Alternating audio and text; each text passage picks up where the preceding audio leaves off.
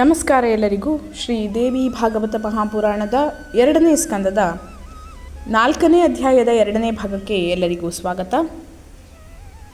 ಶಂತನು ಮಹಾರಾಜ ಆತನ ಪತ್ನಿ ತನ್ನ 7 ಜನ ಮಕ್ಕಳನ್ನು ಸಾಯಿಸಿದ್ದನ್ನು ಕಂಡು ತುಂಬ ವ್ಯಸನದಿಂದ ಕೂಡಿದವನಾಗ್ತಾನೆ. ಮುಂದೆ ನಾನು ಏನನ್ನ ಮಾಡಲಿ, ನನ್ನ ಎಲ್ಲ ಮಕ್ಕಳು ಹೀಗೆ ಸಾಯ್ತಾ ಇದ್ದರೆ ನನ್ನ ವಂಶ ಲೋಕದಲ್ಲಿ ಹೇಗೆ ಸ್ಥಿರವಾಗಿ ಉಳಿತದೆ? ನಿಜವಾಗಿಯೂ ಪಾಪಿಷ್ಠೆಯಾದ ಈಕೆ ನನ್ನ 7 ಪುತ್ರರನ್ನು ಕೊಂದ್ಲು.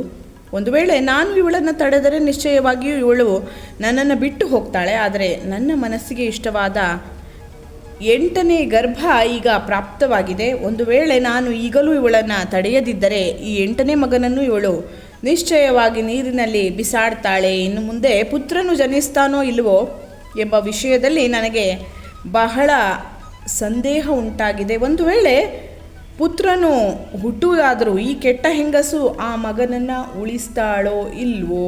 ಈ ರೀತಿಯಾಗಿ ನಾನು ಅನೇಕ ಸಂಶಯದಿಂದ ಕೂಡಿದವನಾಗಿದ್ದೇನೆ, ಸಂದೇಹದಿಂದ ಕೂಡಿದವನಾಗಿದ್ದೇನೆ. ಈಗ ನಾನು ಏನು ಮಾಡಬೇಕು? ಹೇಗಾದರೂ ನನ್ನ ವಂಶವನ್ನು ಉಳಿಸಿಕೊಳ್ಳುವುದಕ್ಕೋಸ್ಕರ ನಾನು ನನ್ನ ಕೈಲಾದ ಪ್ರಯತ್ನವನ್ನು ಮಾಡಬೇಕು ಅಂತ ಶಂತನು ಮಹಾರಾಜ ಯೋಚನೆ ಮಾಡ್ತಾನೆ. ಕಾಲಾಂತರದಲ್ಲಿ ಆ ಸ್ತ್ರೀಯಲ್ಲಿ 8ನೇ ಪುತ್ರ ಹುಟ್ಟುತ್ತಾನೆ. ಆ ಮಗ ಹಿಂದೆ ತನ್ನ ಹೆಂಡತಿಯ ಮಾತಿಗೆ ಅಧೀನನಾಗಿ ವಸಿಷ್ಠ ಮಹರ್ಷಿಯ ನಂದಿನಿ ಗೋವನ್ನು ಅಪಹರಿಸಿದಂತಹ, ಆಮೇಲೆ ಶಾಪವನ್ನು ಪಡೆದಂತಹ ದ್ಯೌ ಅನ್ನುವಂತಹ 8ನೇ ವಸು ಆಗಿರ್ತಾನೆ. ಆ ಮಗನನ್ನು ನೋಡಿ ಶಂತನು ರಾಜ ಅವಳ ಕಾಲಿಗೆ ಬೀಳುತ್ತಾನೆ. ಅವಳನ್ನು ಕುರಿತು ಈ ರೀತಿಯಾಗಿ ಹೇಳುತ್ತಾನೆ: ಹೇ ಸ್ತ್ರೀಯೇ, ನಾನು ನಿನ್ನ ಸೇವಕನಾಗಿದ್ದೇನೆ. ನಾನು ಈ ಒಬ್ಬ ಮಗನನ್ನಾದರೂ ಪೋಷಿಸಿ ಕಾಪಾಡಬೇಕೆಂಬ ಉದ್ದೇಶವನ್ನು ಇಟ್ಕೊಂಡಿದ್ದೇನೆ. ಆದ್ದರಿಂದ ಈ ಪುತ್ರನನ್ನು ಈಗ ಬದುಕಿರುವ ಹಾಗೆಯೇ ನನಗೆ ಕೊಡು ಅಂತ ನಾನು ನಿನ್ನನ್ನು ಪ್ರಾರ್ಥನೆ ಮಾಡ್ಕೊಳ್ತಾ ಇದ್ದೇನೆ. ಹೇ ಅತ್ಯಂತ ಸುಂದರವಾದಂತಹ ಸ್ತ್ರೀಯೇ, ಲಕ್ಷಣವಂತರಾದ ನನ್ನ 7 ಜನ ಮಕ್ಕಳನ್ನು ನೀನು ಕೊಂದಿರುತ್ತೀಯ. ಆದ್ದರಿಂದ ಈಗ ಈ 8ನೇ ಪುತ್ರನನ್ನಾದರೂ ರಕ್ಷಿಸು. ನಾನು ನಿನ್ನ ಕಾಲುಗಳಿಗೆ ನಮಸ್ಕರಿಸ್ತೇನೆ. ನೀನು ಬೇರೆ ಏನನ್ನಾದರೂ ಕೇಳಿಕೋ, ಅದನ್ನು ಪಡೆಯಲು ತುಂಬ ದುಃಖ ಸಾಧ್ಯವಾದರೂ ನಾನು ನಿನಗೆ ಅದನ್ನು ಕೊಡ್ತೇನೆ. ಈಗ ನೀನು ನನ್ನ ವಂಶವನ್ನು ಉಳಿಸಬೇಕು. ಪುತ್ರರಿಲ್ಲದವನಿಗೆ ಸ್ವರ್ಗದಲ್ಲಿ ಸ್ಥಾನವಿಲ್ಲವೆಂದು ವೇದಾರ್ಥವನ್ನು ತಿಳಿದಿರತಕ್ಕ ಜ್ಞಾನಿಗಳು ಹೇಳ್ತಾರೆ. ಆದ್ದರಿಂದ ಹೇ ಸ್ತ್ರೀಯೇ, 8ನೆಯ ಈ ಪುತ್ರನನ್ನು ಉಳಿಸಿಕೊಡು ಅಂತ ನಾನು ನಿನ್ನಲ್ಲಿ ಬೇಡಿಕೊಳ್ಳುತ್ತೇನೆ ಅಂತ ಶಂತನು ಮಹಾರಾಜ ಆಕೆಯನ್ನು ಬೇಡಿಕೊಳ್ತಾನೆ. ಈ ರೀತಿ ಹೇಳಿದಾಗ್ಯೂ ಕೂಡ ಆ ಸ್ತ್ರೀ ಯಾವಾಗ ಆ ಮಗನನ್ನು ತೆಗೆದುಕೊಂಡು ಹೋಗುವಂತಹ ಇಚ್ಛೆಯನ್ನು ಹೊಂದಿದ್ಲೋ, ಆಗ ರಾಜ ಕೋಪದಿಂದ ದುಃಖದಿಂದ ಅವಳನ್ನು ಕುರಿತು ಈ ರೀತಿಯಾಗಿ ಹೇಳ್ತಾನೆ: ಎಲ ಈ ಪಾಪಚಾರಿಣಿ, ಈಗ ನಾನು ಏನನ್ನ ಮಾಡಲಿ? ನೀನು ಈ ಕೆಟ್ಟ ಕೆಲಸದಿಂದ ಉಂಟಾಗುವ ನರಕಕ್ಕೂ ಅಂಜುವುದಿಲ್ಲವೇ? ಯಾವಾಗಲೂ ಪಾಪವನ್ನು ಆಚರಿಸುತ್ತಿರುವ ನೀನು ಎಂತಹ ಪಾಪಿಷ್ಠರಾದ ತಂದೆ ತಾಯಿಯರ ಮಗಳಾಗಿರುವೆ? ನೀನು ನಿನಗೆ ಇಷ್ಟ ಬಂದ ಕಡೆಗೆ ಹೋಗು, ಅಥವಾ ಇಲ್ಲಿಯೇ ಬೇಕಾದರೂ ಇರು. ಆದರೆ ನನ್ನ ಪುತ್ರನು ಮಾತ್ರ ಇಲ್ಲಿಯೇ ಇರಲಿ. ಎಲ ಈ ಪಾಪಿಷ್ಠಳೆ, ನನ್ನ ವಂಶದ ನಾಶವನ್ನು ಮಾಡುತ್ತಿರುವ ಈ ನಿನ್ನಿಂದ ನಾನು ಯಾವ ರೀತಿಯ ಪ್ರಯೋಜನವನ್ನು ತಾನೇ ಪಡೆದೇನು? ರಾಜನು ಈ ರೀತಿಯಲ್ಲಿ ಹೇಳಲು ಆ ಸ್ತ್ರೀ ಶಿಶುವಾದ ತನ್ನ ಮಗನನ್ನು ತೆಗೆದುಕೊಂಡು ಹೋಗುತ್ತಾ ಸಿಟ್ಟಿನಿಂದ ಕೂಡಿದವಳಾಗಿ ಶಂತನು ರಾಜನನ್ನ ಕುರಿತು ಈ ಮಾತನ್ನು ಹೇಳುತ್ತಾಳೆ: ಓ ಶಂತನು ರಾಜ, ಮಗನನ್ನು ಇಚ್ಛಿಸುತ್ತಿರುವ ನಾನು ಈ ಪುತ್ರನನ್ನು ತೆಗೆದುಕೊಂಡು ಹೋಗಿ ಕಾಡಿನಲ್ಲಿ ಸಾಕುತ್ತೇನೆ. ಇಲ್ಲೇ ಏಕೆ ಸಾಕುವುದಿಲ್ಲ ಅಂತಂದರೆ, ನೀನು ಕೊಟ್ಟ ಮಾತನ್ನು ಮೀರಿರುವೆ. ಆದ್ದರಿಂದ ನನ್ನ ಕಟ್ಟು ಒಡೆದು ಹೋಗಿದೆ. ನಾನು ಇನ್ನು ಮುಂದೆ ಇಲ್ಲಿರಲು ಆಗುವುದಿಲ್ಲ. ಆದ ಕಾರಣದಿಂದ ನಾನು ಹೇಳಿದ್ದಂತೆ ಈಗ ನಿನ್ನನ್ನು ನಾನು ಬಿಟ್ಟು ಹೋಗ್ತೇನೆ.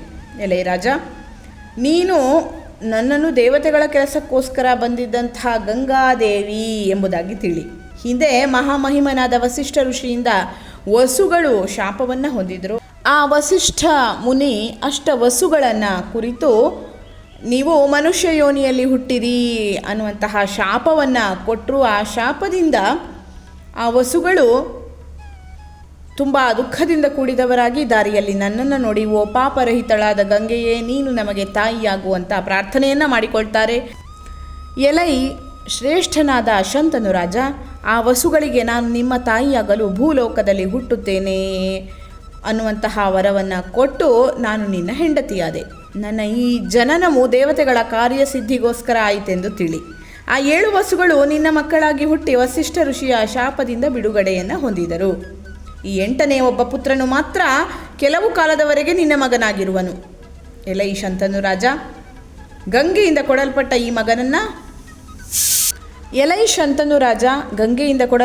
ಈ ಮಗನನ್ನು ನೀನು ಸ್ವೀಕರಿಸು. ಇವನನ್ನು ದೇವತೆಯಾದ ವಸುವನ್ನಾಗಿ ತಿಳಿದು ಮಗನನ್ನು ಪಡೆಯುವುದರಿಂದ ತಂದೆಗೆ ಉಂಟಾಗುವ ಸುಖವನ್ನು ನೀನು ಅನುಭವಿಸು.